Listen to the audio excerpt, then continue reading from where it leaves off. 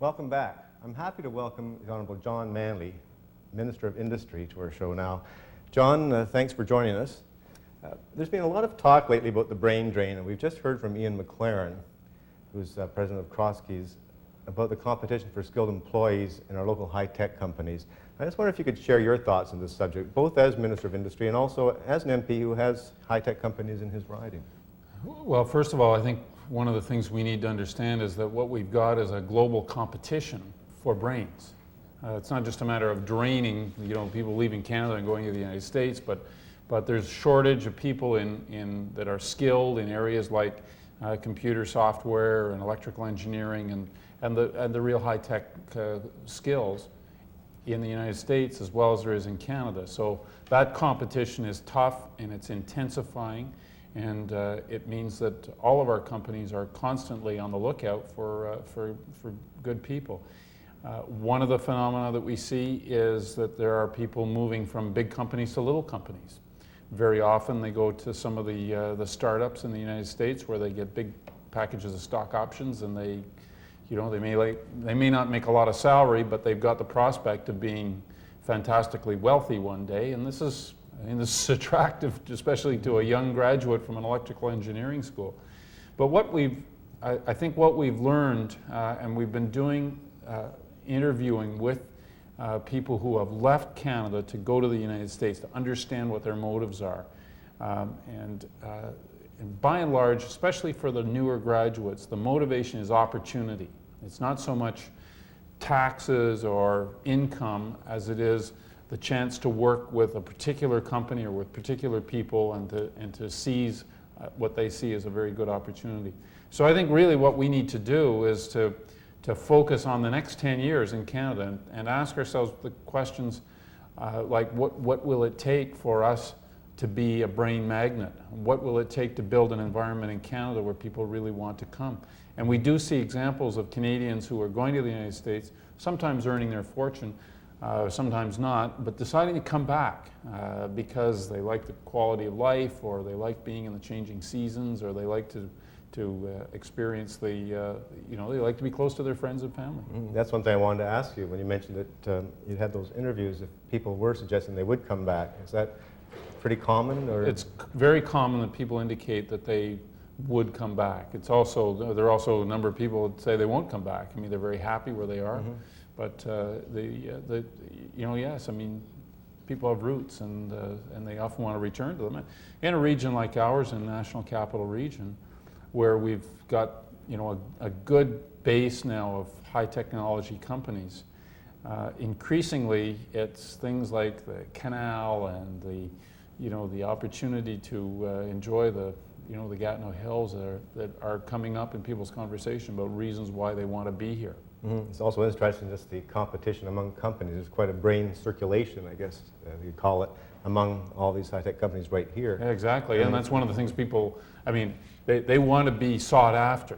They want their incomes to be bid up by competition. So they want to be in an area where there's going to be a variety of companies that might be potential employers. And it's certainly happening. Well, the speech from the throne has put a great deal of emphasis on developing Canadian brain power, and there's also reference in the speech to connecting Canadians, a number of things that would involve your department. And I just wonder if you could maybe expand on some of those topics that were brought up in the speech. Well, first, in relating to the brain drain, the announcement that we'll be creating 1,200 research chairs in Canada at the university level, and the prospect of going to another 800 for 2,000 in total. That's the opportunity for Canadian universities to recruit the very best people, whether they're Canadians or whether they're from overseas. And that's part of this addressing the whole brain drain issue, because in fact what it does is it creates some funds that will enable universities to really create excellence in research here in Canada, and that's addressing this issue of being attracted by opportunity. So I think that's important. On the connectedness agenda, I mean, we're very proud of the fact that earlier this year, Canada became the first country in the world to connect all of our schools to the internet. We're well ahead of the United States. We're ahead of everybody else. And it took quite a large effort. The last day of March, or the 30th of March, we sent some Industry Canada employees out in a rented lobster fishing boat off the coast of Nova Scotia to Pictou Island. I hope you got tape of that, did you? We've got some tape of that. Good. We have a school, a one-room school with 3 children in it, connected by satellite to the internet. And one of the kids says on this videotape that we've got, her teacher said, "Now what do you think this means to us?" And this 9-year-old says, "This means we can go anywhere." And that's true, and that's one of the exciting things we've accomplished. That was an unscripted, genuine that's a comment. kid saying, "Now I may live on an island off the coast of Nova Scotia, but now I'm connected with the world." So this has been a major undertaking where now we need to get faster access into the schools. We're pressing ahead with a program we call Smart Communities, which will establish smart community demonstration projects in communities across Canada. We're putting a lot of emphasis on the Canadian government and its ability to be the most connected government to its citizens, so that more and more of our services are available online to people, so they don't have to do the paper chase or the telephone chase. They can actually get information directly from government online. We're striving to make Canada the most advanced country in electronic commerce, and there's legislation and other policy components to that. So it's a continuing, very proactive agenda, because we're convinced that this, what people are calling connectedness, this is going to be one of the big issues that will be looked at in determining whether your country is going to be able to advance, whether you'll attract the investment, create the jobs and economic opportunity that we're all going to want in the 21st century. And even when you look at electronic commerce and the importance of that, it's going to be huge. I think it's safe to say. It's going to be huge, and the Prime Minister has thrown the challenge out to Canadian businesses to try to secure 5% of that global market in electronic commerce. That's a tall order, but it would be an enormous amount of business. A lot of money.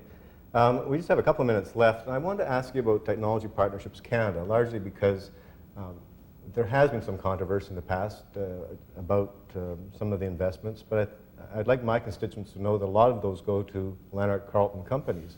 There are quite a few companies that have taken advantage of that program. So maybe you could just take a couple of minutes to explain why it's necessary for Canada to be even in that business. Well, first of all, we've taken an approach that is very investment oriented. In other words, we will take a part in a research and development project in a company, provided most of the money comes from the company itself, from its own sources. We'll put in, on average, about 30% of the cost of a development project. Work has to be done in Canada, and we have to be convinced that this is either work that wouldn't be done or couldn't be done as well or as quickly without our investment.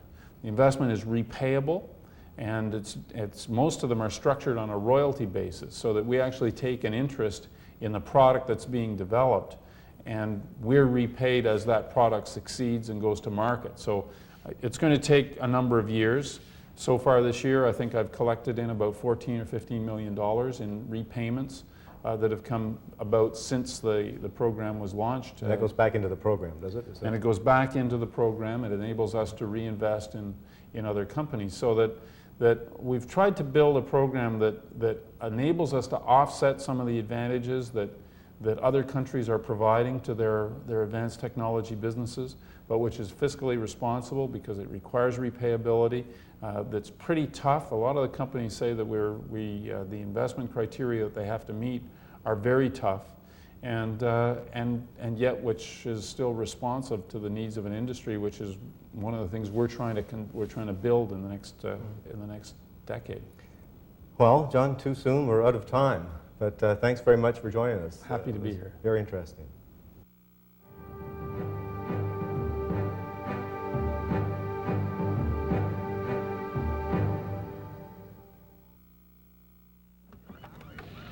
Ladies and gentlemen, I will endeavor to describe the feeling on this ship.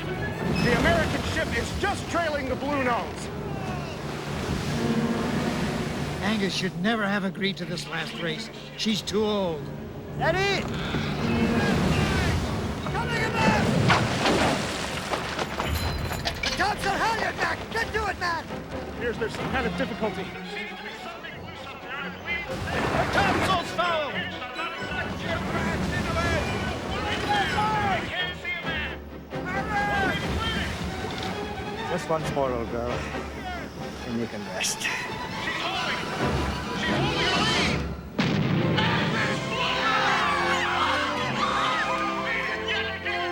Her last race and still undefeated, the Bluenose out of Lunenburg, Nova Scotia was fastest in the world for almost 20 years. Well, that's our show. As always, if you have any comments or questions, please get in touch with me. Thanks for joining us, and we'll see you again next month.